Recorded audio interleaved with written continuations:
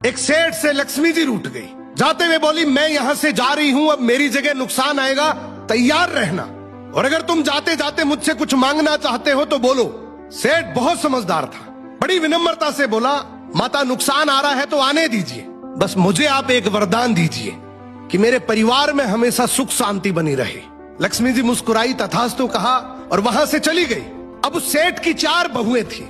कुछ दिनों बाद सबसे छोटी बहू खिचड़ी बना रही थी। उसने खिचड़ी में नमक डाला और अपने काम में व्यस्त हो गई। तभी दूसरी बहू आई और उसने खिचड़ी को बिना चखे ही और नमक डाल दिया और वो भी अपने काम में व्यस्त हो गई। ऐसे एक एक करते तीसरी और चौथी बाकी की 2 बहुएं भी आई। उन्होंने भी खिचड़ी को बिना चखे ही उसमें नमक डाल दिया। अब रात को सबसे पहले सेठ खाना खाने बैठा। जैसे ही उसने खिचड़ी का एक चम्मच लिया, उसे महसूस हो गया कि इसमें बहुत ज्यादा नमक है, और सेठ जी तुरंत समझ गए कि नुकसान आ चुका है। किसी से कुछ नहीं कहा, चुपचाप खिचड़ी खाई और चला गया। अब सेठ के बाद खाना खाने की बारी आई सबसे बड़े बेटे की। बेटे ने खिचड़ी का एक निवाला लिया। उसने परिवार वालों से पूछा, पिताजी ने खाना खा लिया? उन्होंने कुछ कहा? तो बाकी सबने जवाब दिया, हाँ पिताजी ने तो खाना खा लिया, लेकिन किसी से कुछ नहीं कहा। तो बड़े बेटे ने भी चुपचाप खिचड़ी खाई और चला गया।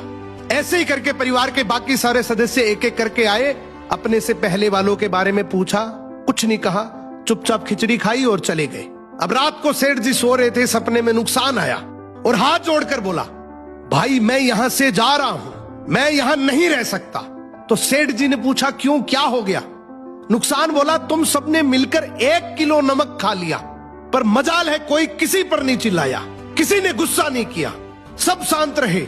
अब जिस परिवार में इतनी सुख शांति हो, आपस में इतना प्यार हो, वहां पर मैं नहीं रह सकता।